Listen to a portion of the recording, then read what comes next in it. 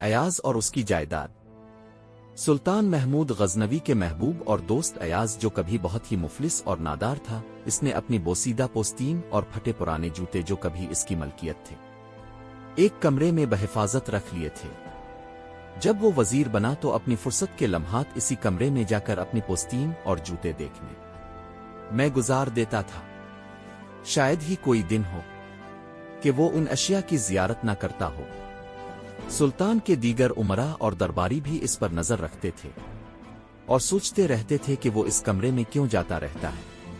ایک دن موقع پا کر انہوں نے سلطان محمود کو بھڑکایا کہ جس شخص کو حضور دیانتدار اور نیک سمجھتے ہیں، اس نے ایک کوٹری میں بہت جواہر چھپا کر تالا لگا رکھا ہے۔ اس کوٹیر میں شراب کا مٹکا بھی رکھا ہوا ہے۔ جب بھی ایاز کو فرصت نصیب ہوتی ہے، وہ اکیلا کوٹیر میں جا کر شراب نوشی کرتا ہے اور اپنے چھپائے ہوئے مال دولت کو بھی دیکھ آتا ہے۔ سلطان نے ان کی بات سن کر فرمایا کہ مجھے تمہاری باتوں پر یقین نہیں آتا۔ اگر ایاز نے ایسا کیا ہوا ہے تو مجھے سخت تعجب ہے کہ اس نے ایسا کیوں کیا ہوا ہے، جبکہ حقیقت اس کے الٹ تھی۔ ایاز تو روزانہ پوستین اور جوتے اس لیے دیکھنے جاتا تھا کہ اس کے دل میں اپنی حیثیت قائم رہے کہ وہ کیا تھا، کہیں ایسا نہ ہو کہ اس میں غرور و تکبر پیدا ہو جائے۔ سلطان محمود نے ایک دن ان درباریوں کو حکم دیا، آج آدھی رات کو اس کوٹیر کا تالا زبردستی توڑ دو اور جتنا مال وہاں موجود ہو سب کا سب لوٹ لو، مگر ہمیں آ کر ضرور مطلع کرنا کہ کوٹری میں کتنا زر و جواہر موجود تھا، تاکہ ہم اس بدتینت سے باز پرس کر سکیں کہ اس نے ایسا کیوں کیا، ہمارے علم میں لائے بغیر اتنا مال دولت چھپا کر کیوں رکھا۔ یہ فرمان سلطان محمود نے صرف حاسدوں کا منہ بند کرنے کے لیے دیا تھا، ورنہ اسے ایاز کی صداقت اور پاکبازی کا مکمل یقین تھا۔ درباریوں نے سلطان کا حکم پا کر نصف شب کے قریب ایاز کی کوٹری پر دھاوا بول دیا۔ انہوں نے کوٹیر کا چپا چپا چھان مارا، مگر انہیں زر و جواہر نام کی تو کوئی شے نہ ملی، البتہ ایک پھٹی پرانی پوستین اور بوسیدہ جوتے ضرور ملے، مگر ان کی تسلی نہ ہوئی۔ انہیں تو پکا یقین تھا کہ اس کوٹیر میں خزانہ موجود ہے۔ انہوں نے کوٹیر کا فرش کھود ڈالا، وہاں سے بھی انہیں کچھ ہاتھ نہ آیا۔ آخر انہوں نے دیواریں توڑنا شروع کی کہ ہو سکتا ہے کہ خزانہ دیواروں میں نہ چھپایا گیا ہو، لیکن انہیں منہ کی کھانا پڑی۔ اب انہیں یہ فکر کھائے جا رہی تھی کہ جب بادشاہ کے پاس جائیں گے تو انہیں کیا جواب دیں گے۔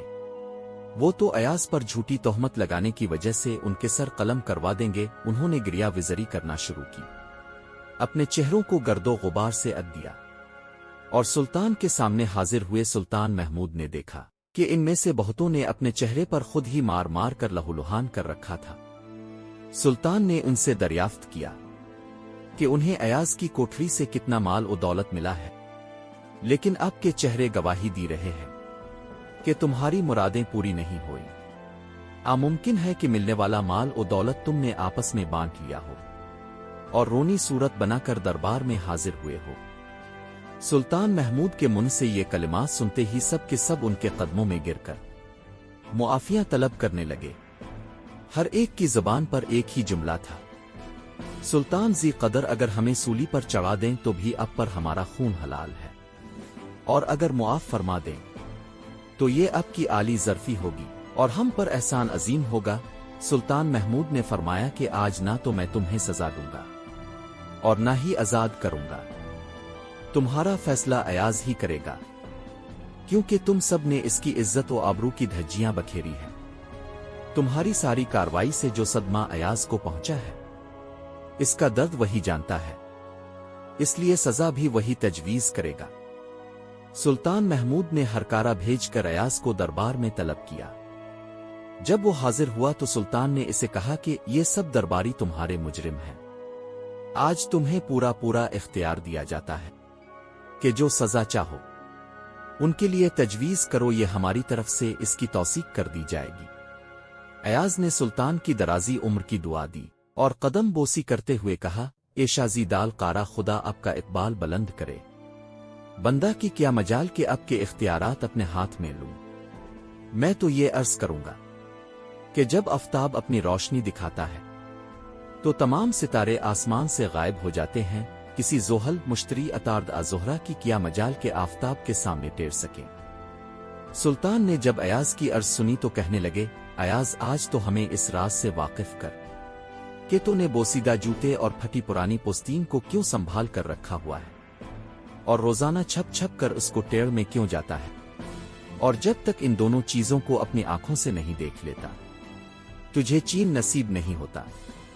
ہم سمجھتے ہیں کہ یہ چیزیں کسی متبرک ہستی سے متعلق ہیں اور تجھے ان سے بہت زیادہ عقیدت ہے، ہم بھی تو جانیں کہ وہ بزرگ کون ہیں کہ تو ان کی نشانیوں کو چومتا اور آنکھوں سے لگا کر اپنی آنکھوں کو ٹھنڈک اور دل کو راحت پہنچاتا ہے۔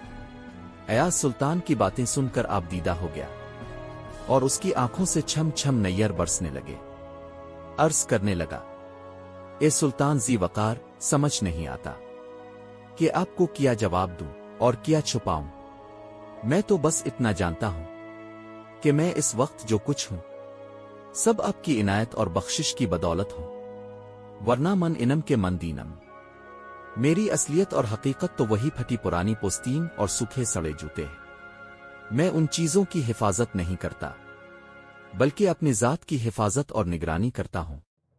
مصلحت اس حکایت میں اس بات پر زور دیا گیا ہے کہ انسان کو اپنا ماضی نہیں بھولنا چاہیے۔ اگر آج اچھا وقت آ گیا ہے تو کل ماضی بھی پلٹ کر آ سکتا ہے۔